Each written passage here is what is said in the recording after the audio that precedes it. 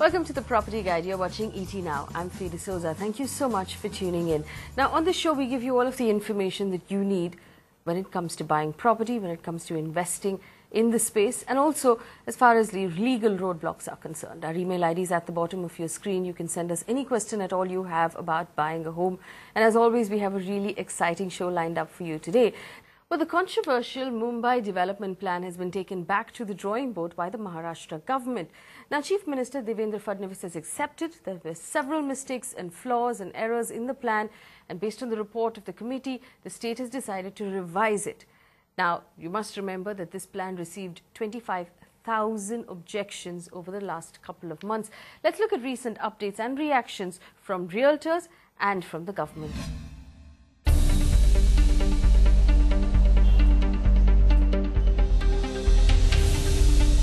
Mumbai's draft development plan, which evoked massive public outrage, has been sent back to the drawing board by the Maharashtra government. ये जो error apparent है, ये error apparent को हम लोग पहले ठीक करें और उसके बाद उसको वापस publish करें, उसके बाद suggestion objection के लिए समय दें. The plan, which was supposed to serve as the urban planning blueprint for the city for the next 20 years, was criticized as patently inaccurate and misdirected. ये मुंबई का जो development plan बना, इस डेवलपमेंट प्लान में एरर एपरेंट बहुत बड़े पैमाने पर है. जिस समय लैंड यूज के बारे में हो या रिजर्वेशंस के बारे में हो, बिल्कुल ब्लैटेंट एरर्स हो. For example, Jahangir Art Gallery was marked as a veterinary hospital. St. Thomas Church was listed as an orphanage. And these are only a couple of examples of the numerous errors in the draft development plan. Tough to believe? Listen to the state's chief minister. बड़ी इस plan में मजे की बात बताता हूँ कि एक बहुत बड़ा काम चल रहा है और उस काम के लिए वहाँ पर गड्ढा खोदा गया तो बड़ा गड्ढा था, तो इन्होंने गूगल से उसकी इमेज ले ली तो इनको लगा वो तालाब है और इसलिए उसको वाटर बॉडी लिख दिया. So this move by the government to take a step back and revise the plan altogether has brought cheers from everywhere in the city. Not just from the living, but also from the dead, as the plan marked some of their final resting places for housing and road widening in many areas of Mumbai. The realty industry was cheering as well. I think he feels that the mistakes which have come into the plan cannot be just simply rectified. It needs a new plan, it needs a new vision and a new direction. So I think we must compliment the Chief Minister, Mr. Devendra Fadnavis, for taking that step of saying, redo it. Whatever mistakes are there in the old DP, whatever grievances they have received, including the objection, because I understand 25,000 objections received to the old DP. While publishing the new one, I think they will take every care that these objections are minimized, rectified, and a new DP will be published. With just 4 months to formulate the new development plan, can the BMC turn it around? Only time can tell. Right, in the studio with me is Joachim Rees. He's a senior advocate, and of course Ramesh Nair, CEO and International Director at JLL India. Thank you, gentlemen, for coming in. My first question is, and I know that the media, perhaps like we do on several occasions, jumped the gun on this a little bit and said that the entire thing had been, in one case, thrown into the dustbin or scrapped, which I don't think is the case, just to set the record straight. Ramesh, first I'll come to you because you actually had a conversation with the Chief Minister, if I'm not mistaken. It's not scrapped. It's just being relooked at, if I'm not mistaken. Yeah. So it's not scrapped. The Chief Minister sent it back to the BMC to revise it and send it back. He's given 4 months. In that 4 months, we believe the BMC would look for errors, map the entire city to look for where the mistakes were made. Look at, there was a lot of challenges on road widening, which was impacting societies. A lot of challenges on roads running through societies that needs to be looked at. We also believe BMC will look at open areas.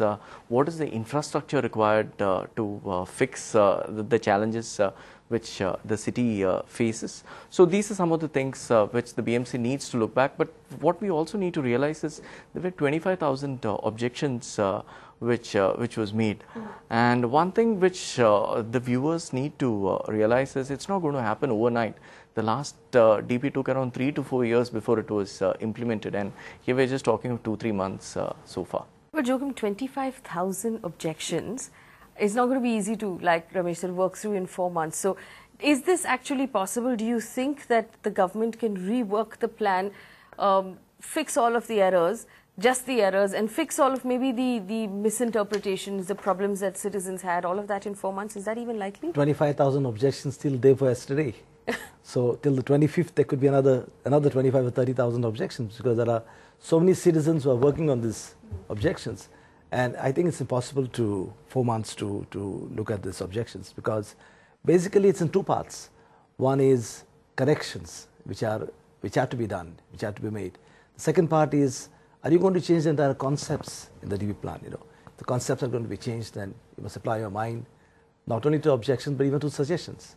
So there are two things in two parts: suggestions and objections.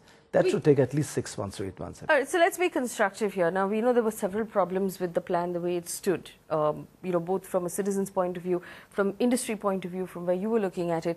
Ideally, and I want to take this step by step, ideally, if the government were to relook at it now, what should that plan look at? And I know you had a lot of questions about the way FSI was being calculated.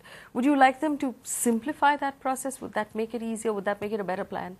It's easy to give extra FSI, like the government said 5, 6.5, 8 extra FSI. Do we actually have the infrastructure to support this kind of, the city is already congested. There was no talk about increasing open areas. So infrastructure missing, open areas missing, affordable housing, there's so much of talk about affordable housing, housing for all by 2022. There should have been thought gone through about that. Another aspect was the timelines for implementation was also missing. So all these things could have been fixed in the first draft plan which came up. Joachim, from your point of view? Yeah, I think there are three things. One is, the main is, in the old plan, they had the concept of fungible FSI, which to the extent of 35% was free for the occupants and tenants. Now, as I know, most of the builders made good use of it, because it was given free of charge, available free of charge for the occupants. Now they have done away with this fungible FSI. There's no reason why they should do away with fungible FSI, because it helped. Secondly, about affordable housing, you know, when you look at affordable housing, the concepts in the old plan is that buildings prior to 1940 or 1969, there is an incentive FSI. Now, incentive FSI gives a builder incentive FSI to build and sell, and at the same time provide free housing for those occupants who are staying in these old buildings, you know. Now, this concept has to look, affordable housing is not increasing FSI to 8 near railway stations and then say that buy at a rate of 70% from the ready reckoner value, because that can't be affordable. So this affordable housing has to be given a relook. Well, the other problem, of course, when I was looking at it, was open spaces. The fact that somehow this government missed the entire calculation of open spaces entirely, and in a city like Bombay, where, you know, we so desperately need open spaces, should that be, for me at least, top priority for this government? I think that should be a top priority for this reason, because the open spaces shown in the proposed development plan, they have shown even rocks by the side of a promenade to be open spaces, which can be used as open spaces. Intertidal waters as open spaces.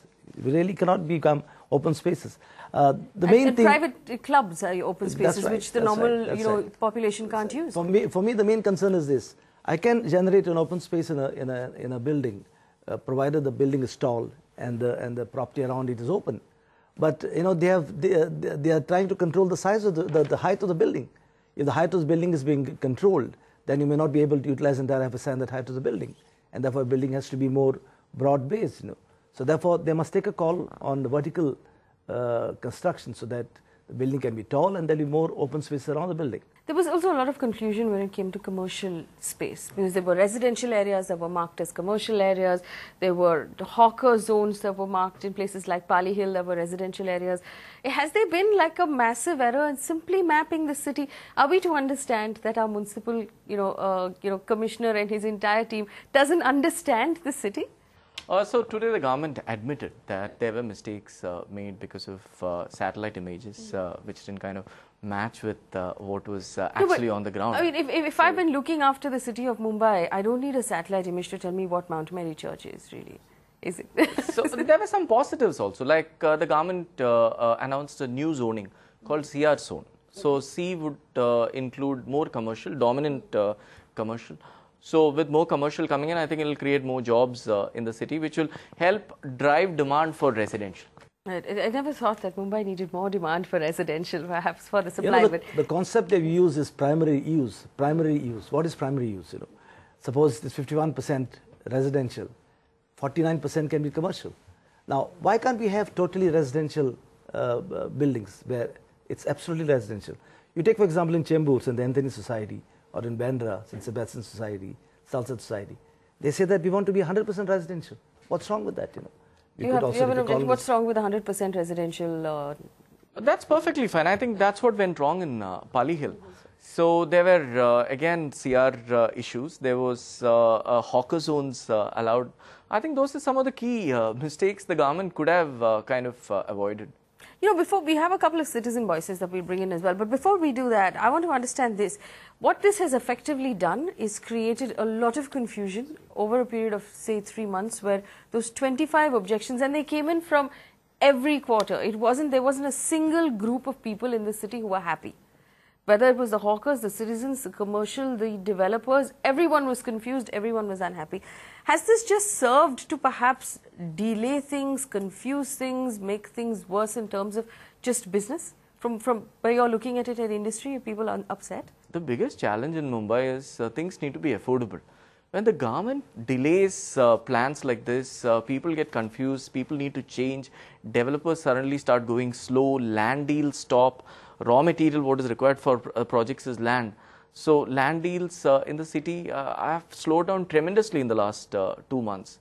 So I think the government needs to come out with really clear-cut views in the next 3-4 months, or we're going to see a massive slowdown, increasing prices. So demand is already low. This is the right time to actually for prices to drop. But if supply is constrained, then it impacts exactly the opposite way, and the prices start going up again. From your point of view, from two angles, I want to share with you. You know, in Bandra, many of the roads are proposed to be 10 feet broader on either side, but there are buildings already in existence. How do you have that? You have to wait. As of today, from 1991 till today, I don't think the municipality has acquired any constructed building for road winding, because it becomes a pocket. They wait for this building to go for redevelopment, so that they ask for a setback area. Now, if that's your experience, you know, how do you propose 10 feet on either side? And if you can't have 10 feet on either side, have an alternative. What to do? Make it one-way street, and so on and so forth. You know.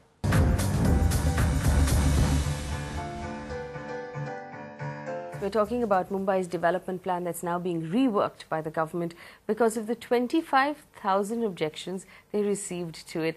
And I'm being helped out in the studio here. Joachim, I want you to answer this for me. Is the government equipped with the right talent in terms of urban planning to be able to turn this around in the next 4 months? Do we have that, you know, the training? Do we have the ability to do it? The government have got people who are trained, but the government must employ them to see that they give the best advice to the government. So what's going wrong? If the government has people who are trained, what's going wrong there? I think what's going to be a challenge is the ground surveys which need to be done. That cannot happen in 4 months with the kind of mistakes which have been committed. Everything needs to be reviewed. So there may be some societies thinking theirs is right and the other is wrong, but I think because it's going to be revisited, and the right needs to be checked. So that cannot be done in 4 months. What, according to you, will be the biggest challenge? I feel that this exercise will take at least 1 year. Will take at least 1 year. At least 1 year. All right, so in the meantime, like I told you, we had a lot of citizens who wrote to us, who got in touch with us and said that they were very unhappy with the plan. Of course, now the plan is going back to the drawing board, but constructively, what would we like to see happen? Anjali is on the phone line with us right now. I'm told she called in. Anjali, if you can hear us, good afternoon. Tell us what changes you would ideally like to see in the plan as a citizen of Mumbai. As a citizen of Mumbai, what I would like to see is the government not changing mainly residential zones into commercial zones, especially where people are residing. There are older societies which were built for people to stay in, not for businesses to come into. We'd like to have them stay as calm and peaceful as it used to be and have no change in that. Another thing is they're looking at breaking down roads, you know, coming into compounds, breaking down your walls, taking away all of that. Before they do that, they should review the area, look at how the roads are being used, and see what they can do to improve that before they think of other things. All right, Anjali, thank you for getting in touch. We'll add that to the list of suggestions that people pass on to the government. Yogam, tell me this. If, the problem of roads has come up several times. The fact that there have been dead ends that have been marked for widening and for extending, which means that somebody's home is going to get knocked into. Or the fact that very narrow roads have been marked for widening and no real plan of how that's going to happen. Do you think perhaps, is there a solution to this? Because roads need to be widened, because traffic is far too heavy for the streets of Mumbai. Where is the solution then, if this is not the solution that will work? I find it very difficult to find a solution, because where there's open space by the side of the roads, then you can find a solution. But where there is a constructed buildings already come up over there, they have to acquire these buildings for road widening. And there's a lot of opposition as far as acquisition is concerned. And it's a tedious process. To my knowledge, from 1991 till now, there's hardly been any acquisition of any building for road widening in the city of Bombay. So that's going to be a horrendous task. It's going to be difficult. Therefore, what is the alternative? Alternative perhaps is to look at one-way streets so that you can have less traffic on either side. All right, one-way streets. I remember, Ramesh, when the plan first came out, you sent us, you wrote down this note of positives and negatives. So there are positives. Take us through the positives of the plan that we would ideally not like changed from where it is right now. Positives is, in a congested city like Mumbai, we need extra FSI. So in cities like Hong Kong and Singapore and New York, the main zones close to the CBD, FSI goes anywhere between 15 to 25. So that's definitely a good sign. We're moving towards higher FSI. Second is the government finally realized that for population growth, we need a new DP. So that again is a good sign. Thirdly, to remove ambiguity in terms of FSI calculation, there's been some steps taken. Although it's a good start, but still you said it made things worse. It's still ambiguous, but it's a good start. So when I buy a home, I need to look at what's the total saleable area of my building and what is my land. And if I can divide that, then I should figure out what the FSI is. Is there a simpler system, at least that we're following in India somewhere else outside of the city? Many cities have it. I've seen that in Bangalore, I've seen that in Chennai, I've seen that in Hyderabad. It's a lot more easier to calculate FSI in these Hyderabad doesn't cities. have any regulation. It doesn't, but it's quite easy to calculate. But this confusion exists mainly in this city. You wanted to add something? Yeah, I just wanted to add, extra FSI is for the purpose of giving revenue to the authorities, or is it to make Bombay more livable and a better city? Because I'll tell you, where they are giving 8 FSI, they are charging for 2.5 FSI at the rate of 70% of the ready reckoner rate for sale of buildings. Therefore, look at the cost price. A builder will say, I pay sale of buildings about 10,000 rupees per square foot. My construction costs another 4,000 rupees per square foot. My profit is another 3,000 rupees per square foot. So your cost will go much more than the market rate. So therefore, you must see, is it for revenue for the departments or for the government, or is it for giving housing for the citizens? Does it have to be one or the other in terms of, am I raising revenue for the government, am I giving housing? Isn't there a plan that the CM can pick up at this point? Is there something the CM can do? But you have to generate revenue for the government, but you also have to generate housing. Well, where is the middle ground here? See, the CM has a lot of ambitious plans with regards to infrastructure development in the city, whether it's the coastal roads, whether it's Sivri, Navasheva, Sealing. There's so many things happening.